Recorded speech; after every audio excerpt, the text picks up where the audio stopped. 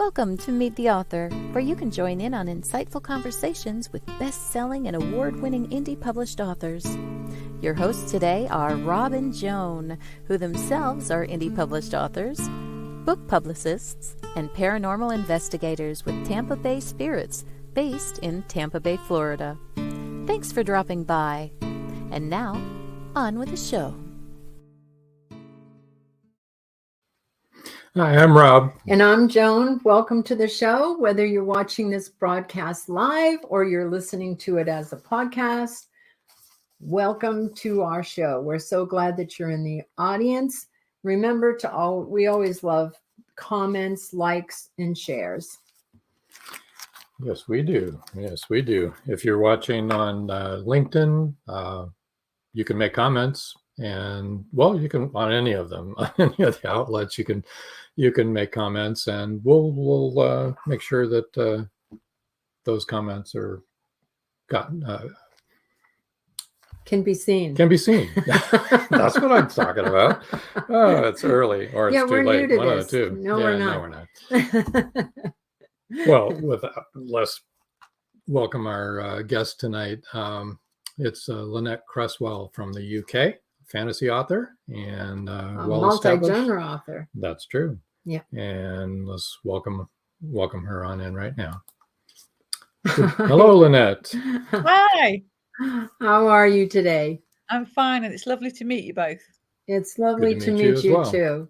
And I'm just sorry it's pre-recorded so that the audience can't meet you in person, because I know they would love to talk to you and ask you lots of questions.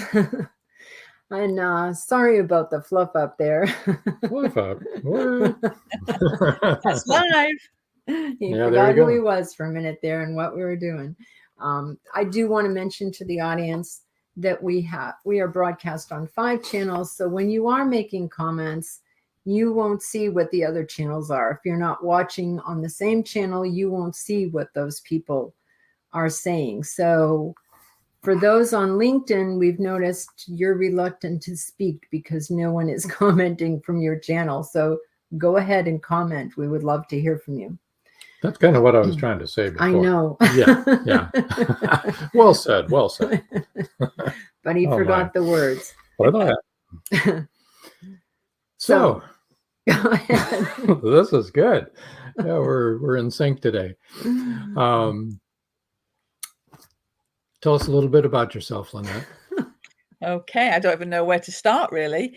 The beginning, yes, that seems such a long time ago now, really, when you look back on my life. So obviously, like a lot of writers, I started writing from the age when I could hold a pen from school. We're of a generation where books were obviously a big deal in our life. We didn't have computers or anything like that then. So books was our main source of information and obviously entertainment. So from very young, even from primary school, I used to write little stories, and I kind of got an instinct that something was going quite well because the teacher always used to read my stories out to the class. So I knew I was onto a winner, and obviously that gave me confidence even as a child to know that maybe I had some kind of gift, I suppose, or very raw as it would have been at that time. Hit sort of a few more years later, and I joined the armed forces. My husband's also an ex-soldier, and I found that I was doing a lot of journalism really for the forces, where I was in a place called Krefeld in Germany. I started to do a lot of things about the area, what it was like to be a forces wife, all them sort of things, working with SAFA, doing more and more work. And I really enjoyed that. It was good. And then I obviously started to have my family and my children. I then started writing little stories for them. And they went down really well, to the point where other mums and dads were saying, oh, could I have a copy of that story? Or could my child's name be in that story? Because I used to put my children's names in them, you see. And it kind of started from there, really. And then as my children started to leave home, my husband had said to me, you've always wanted to write a book. Why don't you do it? And I came up with all sorts of excuses, as you do. I haven't got time. I'm bringing up the children, all the usual things. And at that time, I didn't have a laptop or anything. So he went out and bought me a laptop of my own and said, no, you've got no excuse. Off you go.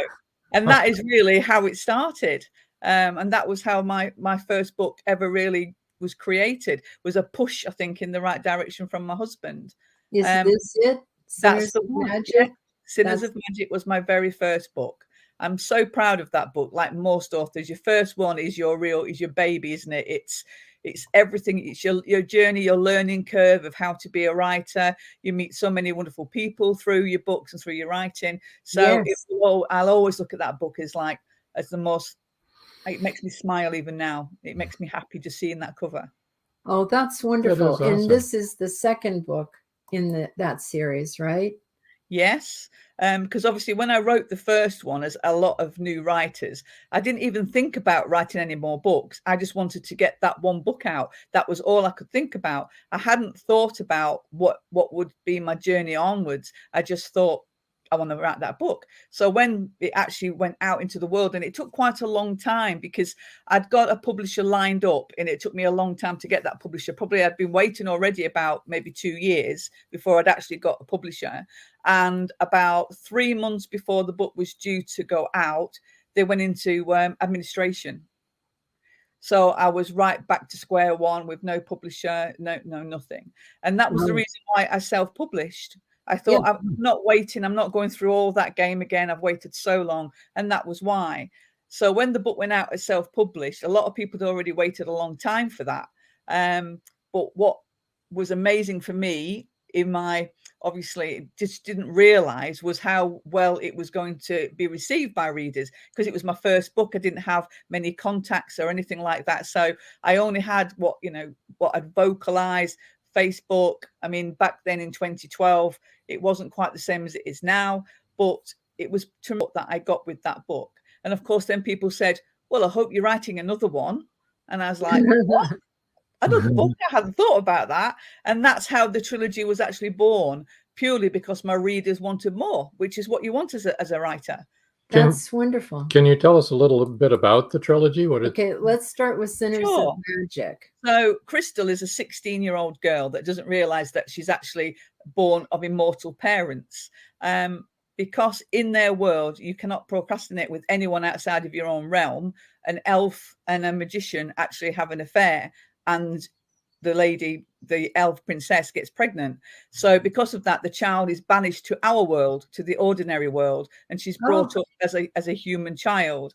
So that's how the story kind of starts, because back in the elf realm, a war is coming, and they know that this child that is on Earth is actually got more power than anyone else in any of the realm, because she's obviously from the elf realm and from the magicians. So they try to bring her back. And that's what the first story is all about, her finding out who her parents are, who she really is, but also the fact that she has now got relations in the ordinary world. She's got a mother in this world that she cares about deeply. So it's kind of all about relationships, but also because I was a very novice writer, it actually does jump from one pub to another. Where is that point of view, for people who don't understand what that means. So most writings now, you have to write from one point of view, from one person. But I actually wrote from random kind of points of view. So in my books, you can actually know what people are thinking, which kind of goes against the grain of what you're supposed to do. And it's amazing because people actually loved that about the books. Whereas now, if you was going to go for a traditional publisher, they wouldn't even look at that now. Because it's not what they were looking for. So it just goes to show that the reader knows best, and the reader knows what they want. And it's all right for publishing houses saying this is what we want. But it proved by how successful Sinners of Magic was that readers are more forgiving than what the publishers are, and also what they like to read. And we've read books done both ways. And, I think it's author's choice. It doesn't matter. As long as you're indie published, you can kind of do whatever you want. And if the readers are happy with it, what do you care? That's all you want is that's the truth. As long as your readers are happy. Yeah. That's enough, why you're doing it, is to entertain people and make them happy and let them to get out of their ordinary lives for a little bit, We're talking about fiction here, of course. Nonfiction is a different point of view. Yeah, absolutely. So then we have Betrayers of Magic, and this looks amazing. It has a beautiful Palomino horse on it and a light in the background. And who's sitting on the horse? Who's riding the horse? You've got Nicholas de Grunt. Okay. And what happens in the second book is that Crystal goes back to the Kingdom of Nine Winters, which is where obviously she's originally from, but she has to go back to school, to the Magic Academy, to learn her craft. Because although she's got amazing magic, she doesn't know how to enhance it. She doesn't know how to keep hold of it. So obviously the second book is about how she learns her powers, but also about Nicholas, because Nicholas, she's not sure if he's friend or foe. And it's also the first time, because it is a YA fantasy, so she's not quite sure how she feels about him.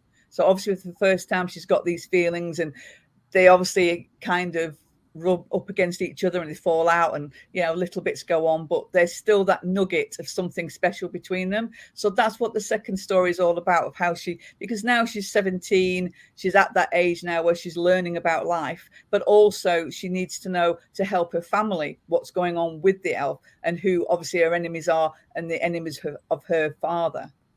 Kind of like a real perplexing place to be in, to be from both realms, right? Absolutely. Magic and elf, and how do you fit in? Yeah. Yeah. And where does your loyalty lie, though? Where's your loyalty? Plus having been raised on Earth, she doesn't know much about either realm, does she? No, she doesn't. She goes there. Yeah. So that's what the second story is more about, is about her learning her powers and her craft. A long learning curve, I'm sure. Absolutely. A lot to learn. And then the third one is Defenders of Magic. And for those of you that can't see this, she's petting a dragon. Mm-hmm. Yeah. I love dragons. This dragon is beautiful. And incidentally, those 3 covers are actually paintings. I had them commissioned. So I have got those paintings on my wall in my dining room. Wow. And the dragon is just phenomenal. Nice. That is cool. Oh, nice. It is beautiful. And the dragon is just phenomenal. It is absolutely out of this world. And it's quite funny because the gentleman that actually painted it for me, he took it to a convention just to show his artwork off. And out of all his paintings, that was the one that everyone wanted to buy. And of course, we didn't sell it because it was my painting. Yeah. I think he was a bit miffed at the time, because I think he could have made a lot more money than what I'd obviously paid to have it done. But I was more happy because it was mine. And as I said, if I hadn't have asked you to do it, you wouldn't have painted it. So he probably went on and did some more dragons after that, I would have thought. His dragon is beautiful. He did a great job. It is beautiful. But yeah, the third story is obviously kind of rounds up the trilogy. But yeah, there's quite a few. All my stories have got quite a few curveballs in them. They're not as straight and narrow. There's things in them that clearly, hopefully that the reader doesn't expect. So they are a good read in the sense that they take you to a magical place. They obviously have got a lot of relationships going on in there. And I think that's why I found that not just YA, not just young people enjoyed them, but also older readers enjoyed them too, because they could probably, what's the word I'm looking for? They understood the relationships with people. Obviously, they probably could see a little bit themselves, maybe some of the characters. So therefore, they were quite a hit. So I think that's why the Magic trilogy has always done so well.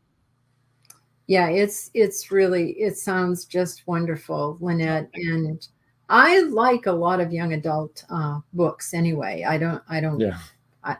I read a lot of them. Yeah. I don't care. And I think most people are like that. It doesn't matter, whether it's YA or not. Yeah. I think they can be easier reading sometimes. You just need to take a break, don't you, sometimes? And having a YA book is actually quite refreshing. Mm-hmm. Right, yeah. right. And sometimes you want a book that caters to people of a mature age. Absolutely.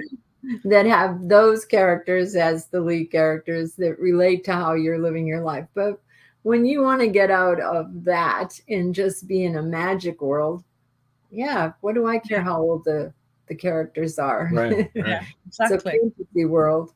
Well, and now this one is interesting to me here. It's Clump, and it shows this beautiful dog. I assume this is a dog. It's a wolf. Wolf. It's a wolf. Wolf. Is it like a dire wolf? That kind of wolf? Yeah, it's a Wendigo. Now a Wendigo is a changeling. Yes. And basically, they are a wolf at night, and they're a big hairy yeti during the day. And he was wonderful. He is a lovely character. Clump is a great character, and he was in the book in Betrayers of Magic, and he actually helps Crystal on her journey when she has to. I'm not sure if she's got to find the Book of Souls, and he was such a likable character that when I'd finished the book, a lot of readers had written to me and said, "Please write a book about him." So I was like, oh, I hadn't really thought about that, because he was just a character that was part of the story. This is what I mean about your readers and listening to what they say and what they'd like to read next. So that's what I did. I wrote a story about Clump. And for Clump, what I love about this story more than anything else is obviously his journey. He's got real adversity. He comes through a lot of things because he's the chief's son. But unfortunately, he's vegetarian, which probably sounds really silly. However, they all eat meat except for Clump, and this actually comes to be quite a significant part of the story. And why? Now, with Clump, he gets thrown out of his village. He gets accused of all these things that he hasn't done, so he has a bit of a tough time, really tough. And obviously, he meets Crystal in the book, so you can read it as a standalone or part of the trilogy. And he helps her to get through quite a tough time in her life too. Now, what I did find, and when I wrote the book, I never for a million years expected this to happen, was I actually got an email from a mother from America. She was actually from Memphis, Tennessee, which to me was amazing, because obviously in the UK, I've never even been there. Now, this lady, her son was gay, and he'd had a really, really hard time at school. I think he was 15 at the time. And she said to me, "I believe that your book saved my son's life." Oh. And I was like, "What do you mean?" Wow. And she said, because he related to Clump, of all the hard things he'd gone through school, the way people had treated him, the way they'd shunned him, but the fact that no matter how he'd suffered, he still went for the light. He still was a good person. And at the end of it, everything works out. Everything happens for a reason. And when he comes out at the other end, things are good for him. And I still get goose pimples now, even when I talk about it, because as a writer, you can never really understand how it's going to affect a reader, your book. You've got a vision of one way of how you think you're writing it, but obviously a reader perceives it some way completely different. So for that child to have read that book and for it to help him through such a difficult time, for me, I feel that was a true blessing. Oh, that's wonderful. An awesome story. It really, well, yeah. And that's when you know, regardless of all, sometimes you get rubbish reviews and people will slate you for whatever, and some people don't like your story, whatever. You get one thing like that in a lifetime, and that just made it for me. I don't care if worthwhile. Yeah, exactly. That I help someone with my writing. That to me, you may have saved a life, according to the mother. Absolutely, so that's even true. I'm crazy. Sure amazing. It is crazy. But when you think about it, Clump didn't fit in. He wasn't like everybody else. He was a vegetarian. Everybody else was a meat eater. And so, of course, this boy, I can understand why he would feel, I don't fit in. I'm unlike everybody else. Everybody wants me to be a certain way. I don't want to be that way, you know. But like you said, Clump chose to be good, to follow the light, and to be a good person, which is a choice, no matter what happens in your life, right? We all have a choice. Yes. And it was the same. And sometimes we have peer pressure or pressure from other people that tell us the way we should go. And even in the story with Clump, you know, there are times when you can see why he would go the other way, but he couldn't. It wasn't him. He wouldn't be true to himself. That's wonderful. The key, isn't it? That's the key. Be true to yourself. I love it. I love it. That's really wonderful. That's really amazing. That really touches me. How great they could. I think as a mother, I don't know if you've got children, but as a mother myself, I've got 6 children too, six sons. But it's true, as a mother, I know it is a blessing. Sometimes I'm not so sure. But yeah, I think as a mother, you can't bear the thought of somebody going through that. Oh, So no, the fact no. that he's at the other end, I will always be thrilled with that it did that for him.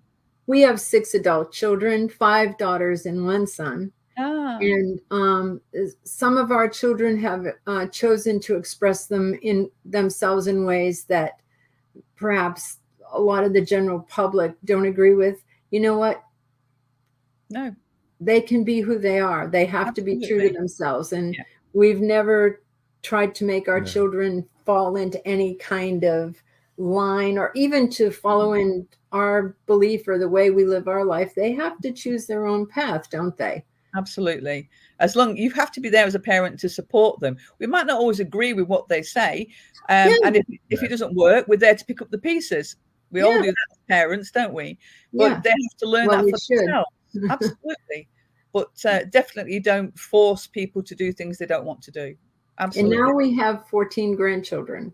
Oh, you've beat me. I've only got 10. That's great. Enough. Ours are run from age to 29 years old all the way down to 7 years old. Oh, wow. Well, you don't look old enough to have grandchildren that old. Oh, no. Believe us, we are. We're old. Our oldest daughter is 55. So, yeah. Oh, wow. We're not young. Well, you look amazing. You both look amazing. Seriously, you do. Well, thank you. You're doing something right. It must be all that fresh air. It's all those kids and all those grandkids keep you they keep us on our toes, that's for sure, don't they? And they keep you young. Yes, they do. They have new ideas. They have young ideas. They can teach you things. Absolutely. This is a good time to break for our commercial. I don't want to, but we have to. It's our sponsor. And now a word from our sponsor. Amen. Sit right there. Okay.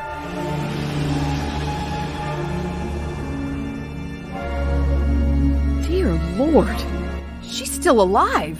Who's still alive? Maris, that's who. Come on, Angie, that's impossible. Impossible or not, she's still alive, I tell you. She killed that boatload of people, and she's just getting started. There's no limit to what she will do. It's not easy to kill a siren. It takes a formula and a plan. Siren Song 2 is the spellbinding sequel to Siren Song. Both novels by George Dismukes. Siren Song 2 will be on bookshelves and bookseller websites in July. Don't miss it.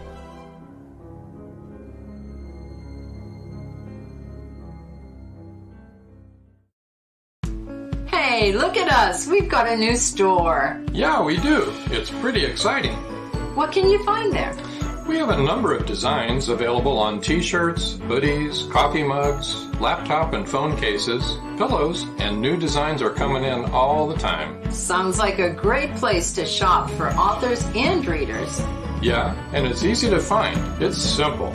Just visit indiebooksource.com, click on the store tab, and you're there. And we're here. We're back. Hello. Hello.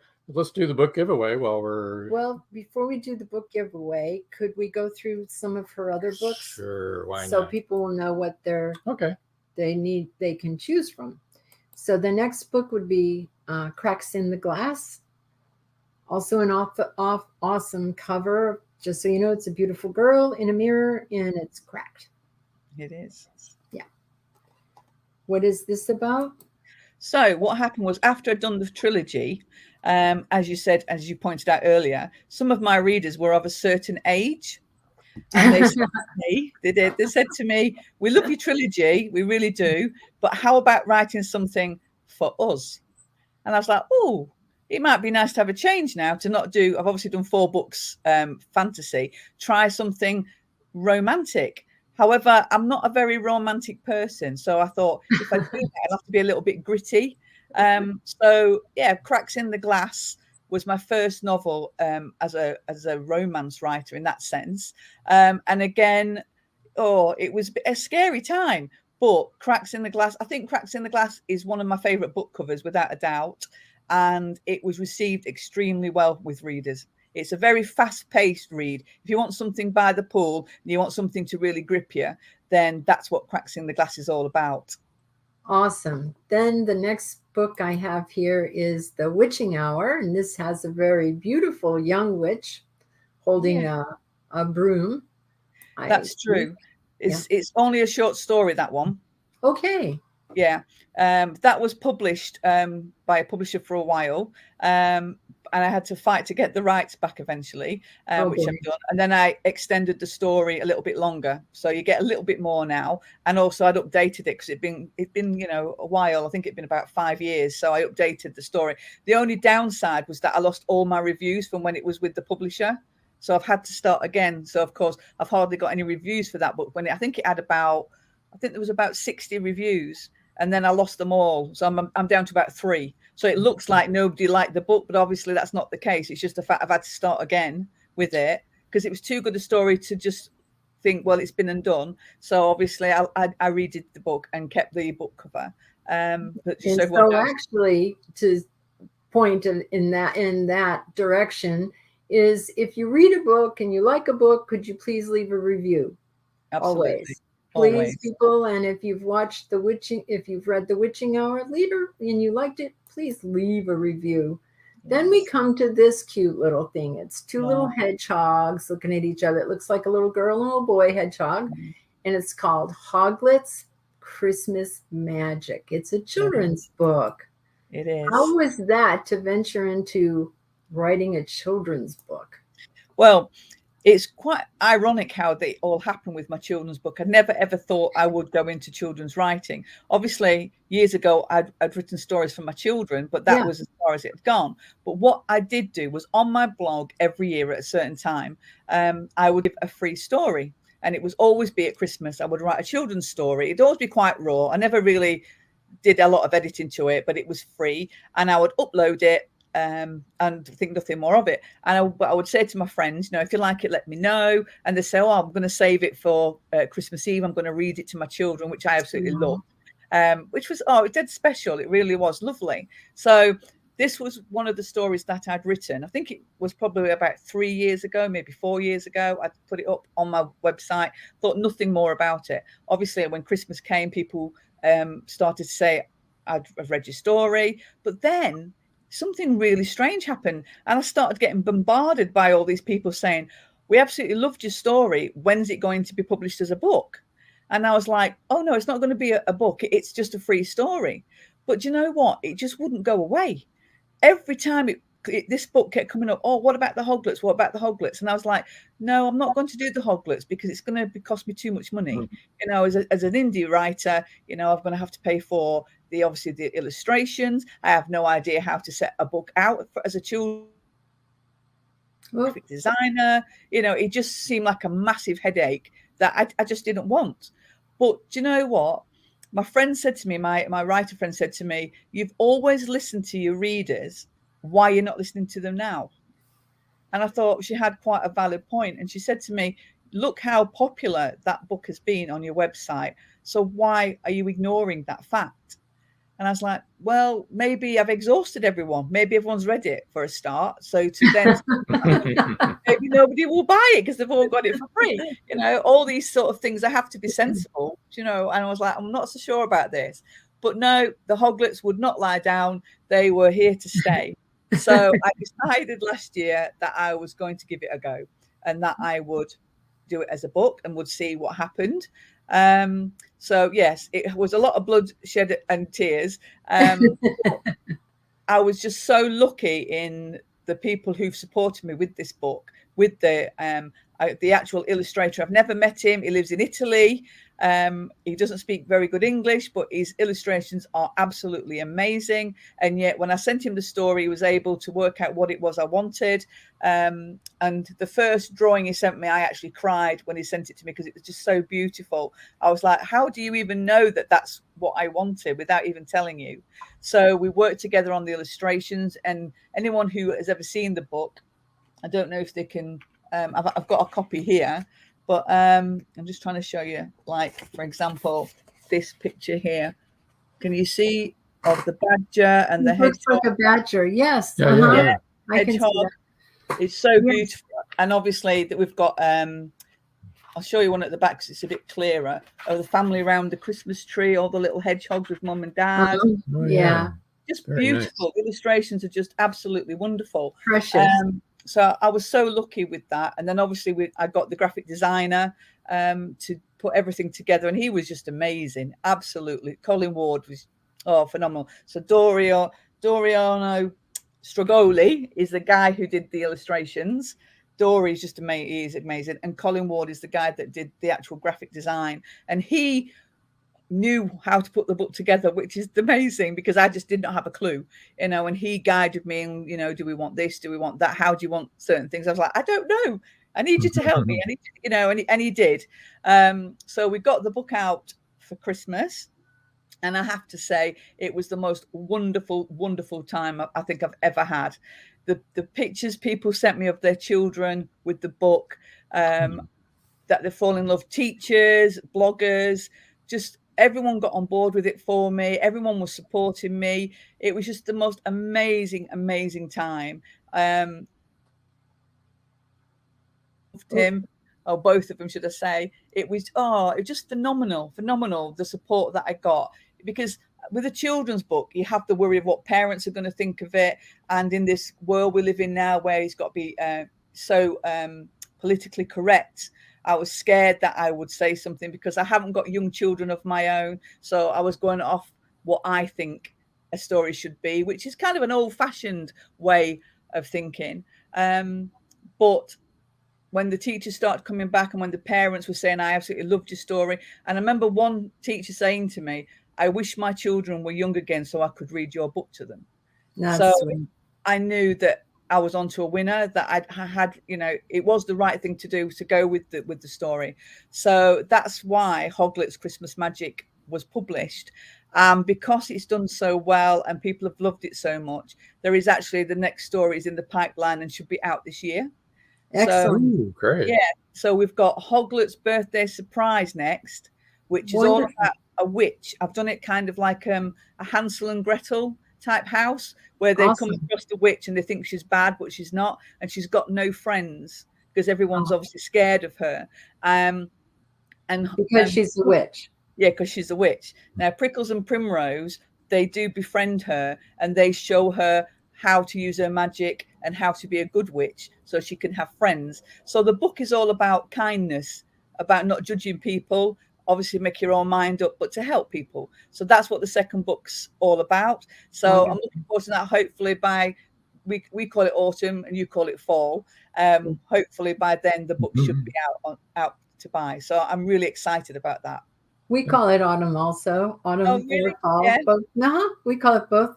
Oh, cool. All right. Now on to the next is going to be Cat Thief. And this is a collection of short stories. And I think that's self-explanatory. And then we have Two Kinds of Truth. Maybe you can tell us a little bit about that. And then we can go to your book giveaway. So people will now know what they can choose from. Sure. So Two Kinds of Truth was actually, I don't know if you guys will know it. There's a series out at the minute. I think it's like season 5 called Outlander. It's here in the States. Do you remember? Okay. Well, it was when the first season came out, I was absolutely smitten with Jamie Fraser. Absolutely. Honestly, I was just like so in love with this guy because he is rugged and obviously Scottish, which I absolutely love. But also he would like die for his woman. And it was just an amazing character. Loved him to bits. Absolutely. I couldn't get him out of my mind. And in the end, I decided the only way I could get him out of my system was to write a book. So what I did was I wrote like a modern day Jamie Fraser. So it's called Jamie McKinley. But the book was actually quite controversial because the topic that I'd chosen was about a young girl, well, not so young, in her 30s, who actually, she's married to a twin. And Jamie McKinley is one of the twins. And her husband is infertile, so they can't have children. So what happens in the story is that Callum, her husband, wants Jamie to sleep with her without her knowledge, which is kind of, very difficult even to believe. But the thing is, I actually had a friend who was married to an identical twin. So I kind of got good pointers from this lady as to what could and couldn't be done.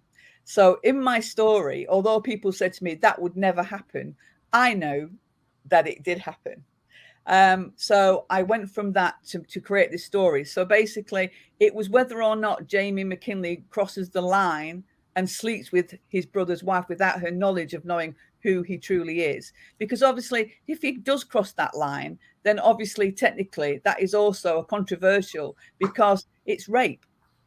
So you have to be careful, even as a writer, whether it's fiction or not, what you're actually doing and what can happen by how you write something. So I had to be very careful what I wrote and how I wrote it. So obviously, when I wrote this story, I was a bit worried.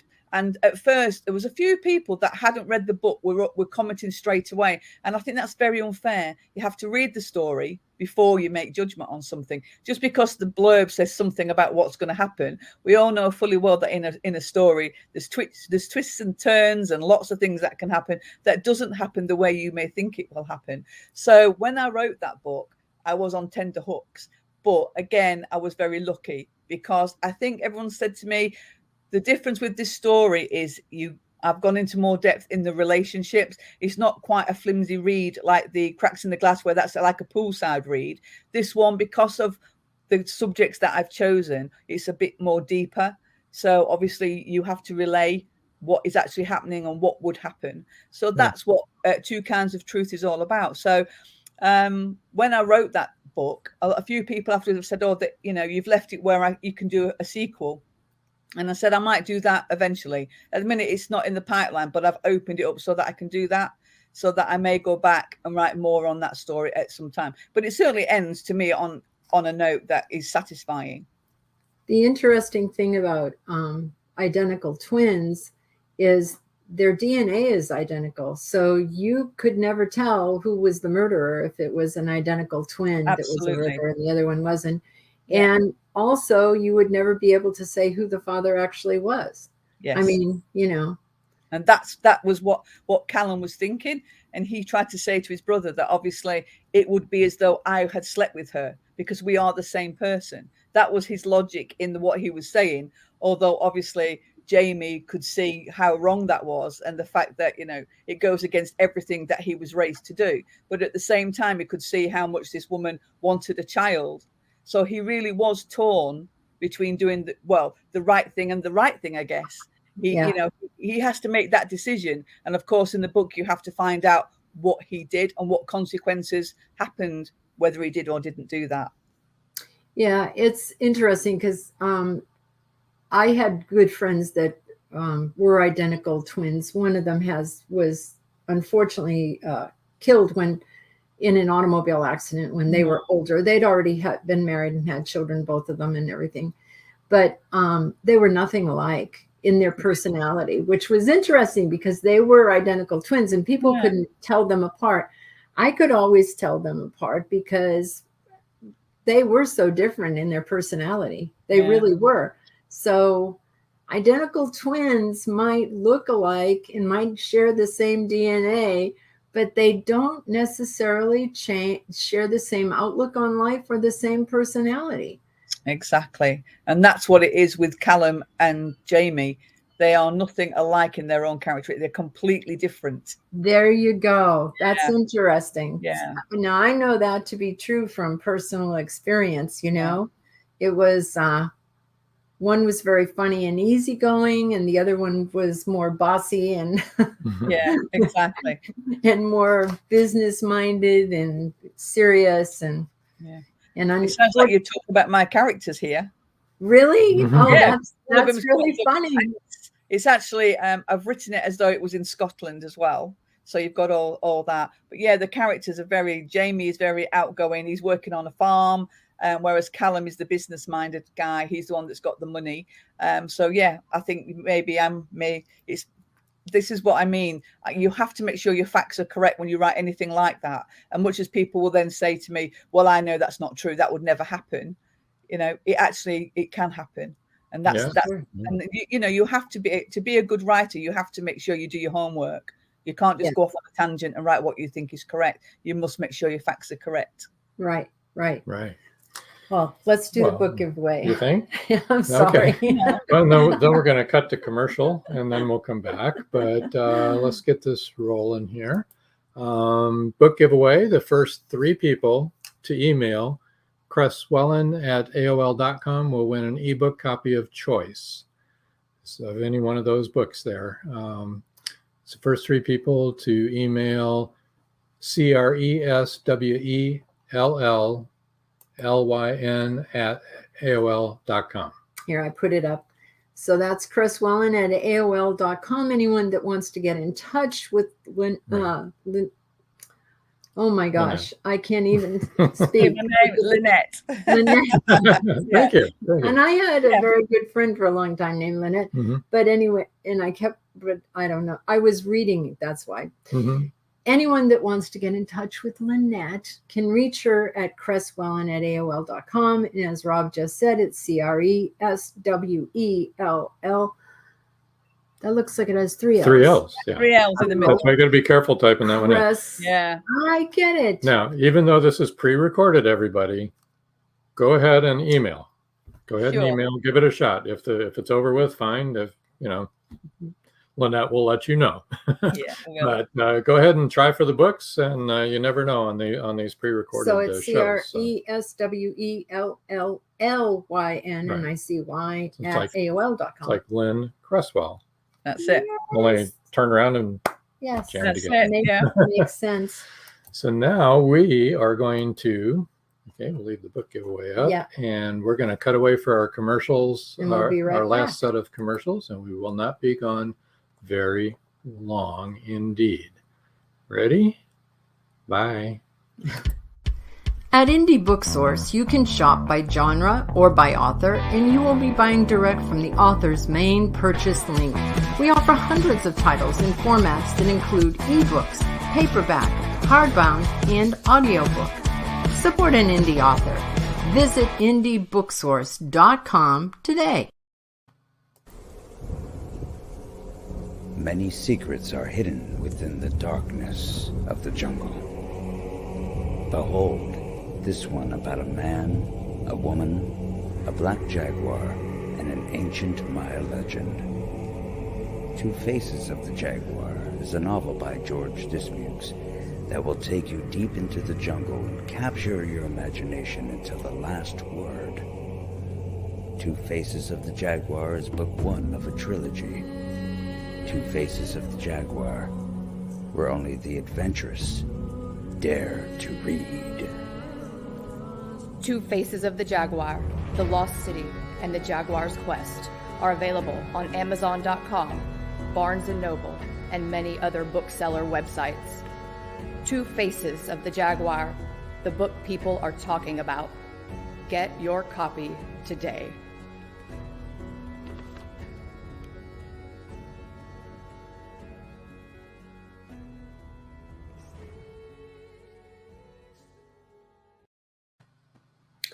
We're back. We're back, everybody. Wow, this time has gone so quickly. I can't believe how fast this hour is going.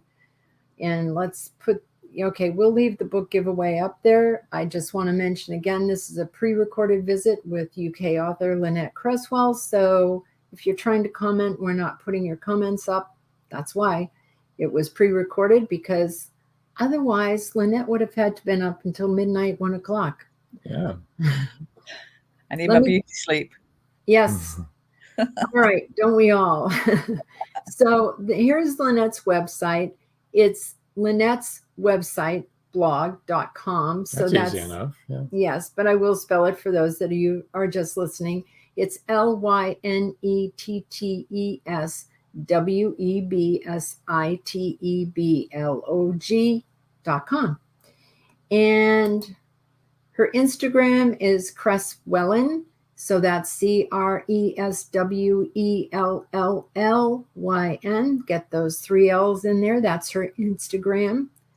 Her Facebook is Lynette Cresswell Author. That's, with 2 L's. Yeah. The 3rd L is at the beginning of Lynette, right? There you go. Well spotted. And Twitter is Cresswellen, of course, again, with the 3 L's. And you've already got her email, So make sure you go to those links and follow and share, share her tweets and Instagram content. And get in touch with her. Find out what she's all about. Find out when her new books are coming out. Pardon me? So it sounds like fun. Yeah. I love this. I absolutely love hearing from people. So please get in contact if you've got anything to say or any questions about writing or anything about, the author industry. Please give me an email, and I'll be in contact with you. Yeah. Because we're not giving out her phone number, folks. No, good point. No. That's too much money. Nor her address. Yeah. We'll have a party. Just saying. We have to keep some things private. True. Very true. So besides the new Hoglets book that's in process, do you have anything else that you're actually working on right at this point? Yes, I do. At the moment, I've just started a new novel, which is actually a spin-off from Cracks in the Glass. Oh, okay. I've had it on the go for a while, but I've recently cut my hours down at work so I can actually concentrate more on my writing, because it just seemed to be getting swallowed up by grandchildren and kids. And so now I've cut my working hours so that I can actually have some time for writing. So in Cracks in the Glass, there's actually a young girl called Angel in it who is actually a medium. So obviously she's got the psyche. And in that story, a lot of people, a bit like Clump, the readers really took to her. And she's had a bit of a tough time. And I thought to myself, actually, she's got a really good story here. We can, especially because I obviously seem to be drawn back to fantasy and magic and everything.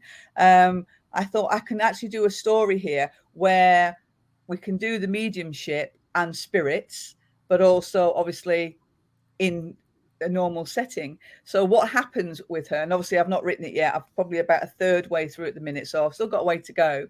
But what happens is a young boy is killed. I'm trying to think how I've done it now. It's a hit and run. He's killed, a car knocks him over, kills him. And his father knows that Angel is actually a medium and asks if he can have an audience with her as such, which she officially doesn't want to do it, but she's got money issues, so she agrees to do this. Well, when she actually does the seance, the young boy well, he's not young, he's 21. When he comes through and they do all the usual stuff, is there anything you want to say? Or is he okay? All that goes on. Everything's fine. But at the end of the seance, when she actually breaks contact with the spirit world, he doesn't disappear. He actually is stuck here. So of course, then she can't understand why he's here. And obviously she tries to get rid of him, but no matter where she goes, he's with her all the time. So the story then obviously is going to unfold that it's not just about him having unfinished business. There's actually a deeper, darker side to the reason why he's actually been stuck here.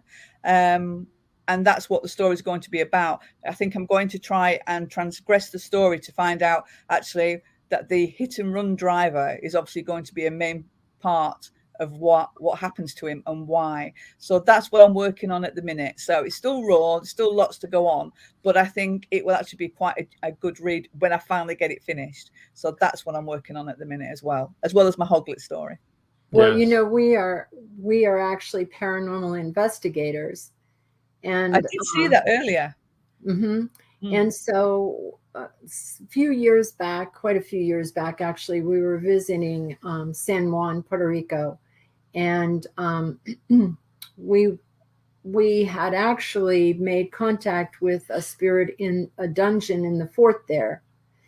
I had been talking to him, and Rob had been filming, and I had said to him that I understood what had happened. The ranger had told us he'd been there for 22 years. He'd been imprisoned there. And that was during a time, that was back in the 1500s. So that was during a time when most people died of yellow fever and the pox and all different kinds of stuff. And And so they didn't last more than a week or two. And he was there for 22 years. Wow. And because of what he wrote on the walls, which has been preserved, they knew that he either had to be the captain of the ship or a navigator. So he was an officer on the ship that had been taken over, and he'd been put in the dungeon. And so I said to him, as a leader, I understand how horrible that had to be for you to see these people dying and there was nothing you could do for them. And I said, if you want to tell your story, we're here. We'll help your story get out. Well, then 3 women came in, and as soon as they came in, he left. We could feel him leave. He followed us home. Really? So he stayed in our home for almost 6 months. So just so you know that what you're talking about isn't weird or crazy or unable to happen. It's the real thing. Sometimes they do stick around, especially if they know you can see them. That's it. Well, you'll love this story then, because he's definitely sticking around, definitely. And he's going to be very handsome, obviously. Even if he is dead. So do you have any advice for a wannabe author, somebody who hasn't really had the courage to jump out there yet and doesn't know exactly which direction to go? Yeah, I think so. It's funny because yesterday I actually had a meeting with a new author who was a male model. And I met him in town over a coffee. And you kind of forget when you've been in the business as long as I have, if you guys probably have too, how much people don't understand the actual industry and what it takes. He came, bless him, with his actual story written on paper, which surprised me even now because he's 26. But also simple things that he didn't understand of, like, he was worried because he said, well, how am I going to condense it from A4 paper to a book size? You know, you forget that people don't understand the transgression of how it goes from that to being a book. So we had a lovely time. And when he was reading a little bit of his story, which was ever so good. It really was good. And I said to him, you always have to be true to yourself when you're writing. Doesn't matter what anyone says. Doesn't matter what people advise you. You have to write the story that's in your heart, that you want to write. Sure, people will guide you, like your editor, proofread, all that sort of thing. But you have to write what you want to write, because if you don't, when you look back on it, you will regret that. So my advice has always been, take your time. There's no rush. You don't have to have it written, within 3 months or 6 months. It may take you 2 years. For a good piece of work, you have to take your time. You have to make sure that what you've written is what you want to be on the page. So once you've got your book sorted, then my advice obviously is it's not just about getting your family and friends to read it, because they are going to be biased.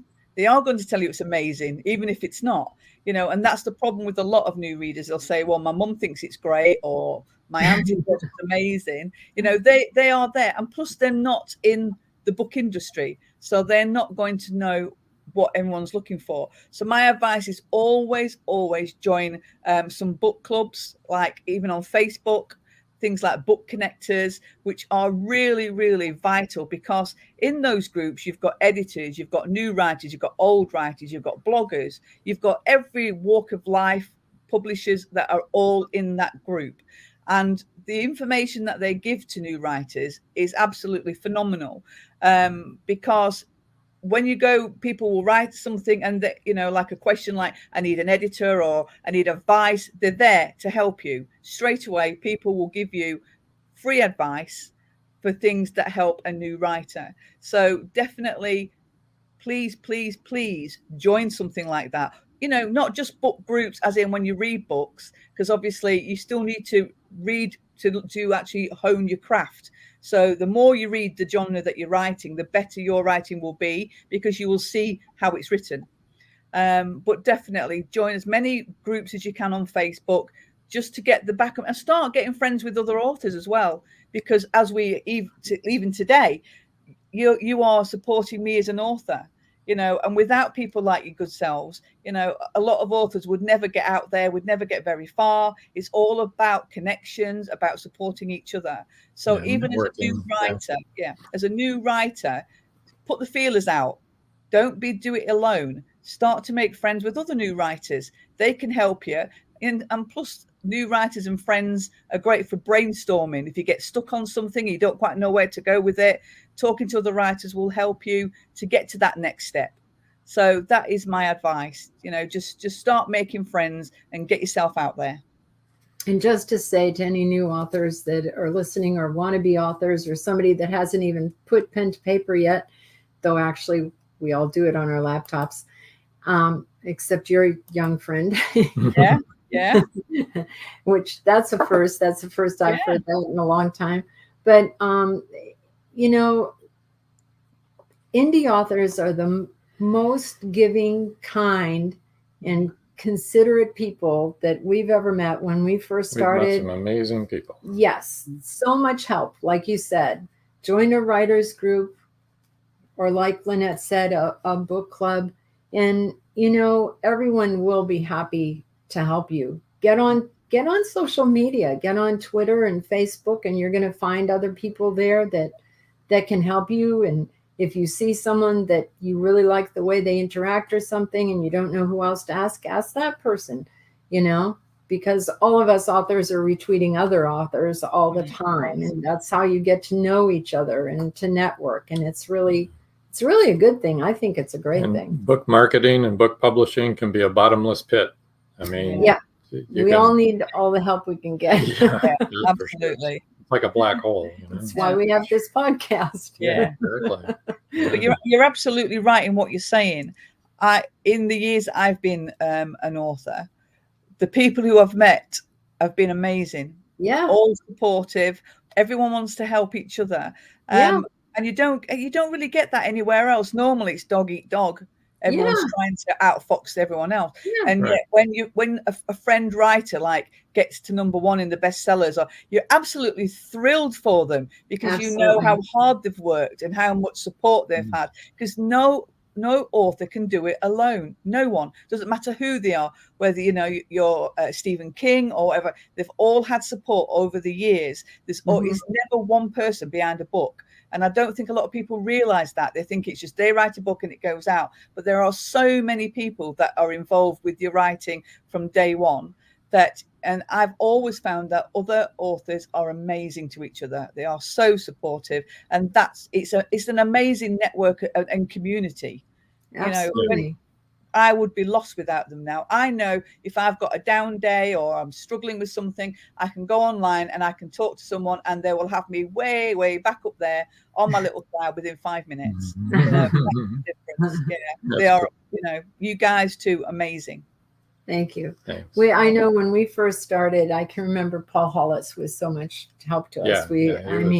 He was incredible. He was our go-to guy. Support. He was really supportive. Support. And a lot of people a lot of people were, yes. But gosh, I still remember how much help he gave us. And even when he put out his first video book trailer, and we were like, gosh, how did you do that? At the beginning, you don't know anything, you know? And so just to all new writers, we were all new writers at one time, and we didn't know anything. Right, we did not know anything. And now we've learned a thing or two, and we would love to pass it on to anybody that will want to have it passed on, who wants to have that info. I love the pictures on Facebook of somebody who's just opened up their box when they've got their first book published, and their book's in there, and they're going, look what came today, you know? Yeah. That's a really cool feeling when you see your book in print. You know? It is, because it's like when you look at your baby for the first time, you're so proud of you've created this wonderful little being. And a book is exactly the same, because you put all your heart and soul and time and effort into that book. So when you open that box, it is just like having your baby for the first time and seeing what you've created. It's an amazing thing. You're so proud, aren't you? You pick up the book and you stroke the cover and you smell it, open it, and you're like, oh, look at all those words, and I've written every one of them. That's right. That's the first thing I did was smell it. Yeah, It was like, amazing, so cool. amazing feeling. It is. It's really great, and it's so fun. So if anyone wants to write, go ahead, write, give it a shot. Don't do it to make $1 million. Do it because you want to write. Again, if you're just watching or listening to this pre-recorded episode, email Lynette and get in on that book giveaway. It's never too late to email her anyway, so go ahead and do it. That's so right. we want to thank you, Lynette, for taking your time today to share with us and get a glimpse into the world of Lynette Cresswell's writing. Oh, it's been an absolute pleasure. It really has. Thank you so much for inviting me. It's been wonderful, and the hour went by so quickly. It sure did. It did. It did. It was really fun. So we're going to move you over to the side, and we've got only a couple things to talk about. I guess I'm going to talk about them. You are. I am. Saturday, this coming Saturday, July 16th, episode Rewind. As you know, we rewind all the old episodes throughout the year we just are progressing right through the episodes in the order that they happen.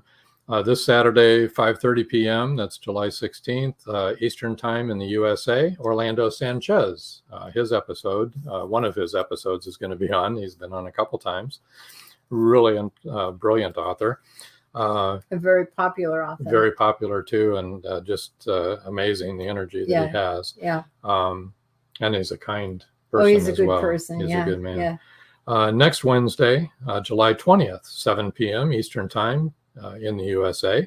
We're going to have another event, Magnolia Bluff Crime Chronicles Reveal Part 2. And this will be the next 3 books in the series that we're going to talk to the authors of those 3 books. Jim Callahan, Brakefield and Berkey, that's Charles Brakefield and Rox Berkey, and Richard Schwint are the 3 authors of the 3 books that we're going to be talking about. And we know some of these people, so you're in for a lot of fun. Yeah, Magnolia Bluff Crime Chronicles is a series that there's 9 authors that write from different points of view around the same town at the same time period. So, and they all have there's overlapping characters that they feature. So, which is really an interesting way to write, because they are going to share their character from their own perspective. However, they have to stay true to the original author's idea of that character. So. Right. So it's going to be a really interesting series. Yeah, and this is the second. Yeah, I think the first one came out in March, didn't it, or April? April, yeah. Mm-hmm. So there's been a couple out now. We've got to catch up on that ourselves. The first 3, the first 3 will have all been out by July, and then this will be the second set of 3. Yeah, this is the next set. So anyway, I think that's all I have. Unless you have anything you'd like to add. No, I've talked enough. All right. Until next time. That's all, folks. See ya. Thank you for joining us here on Meet the Author. Make sure you stay up to date with our show by clicking like, follow, and share. And you can find us on Spotify, iTunes, and more. See you next time on WLFE-DB.com.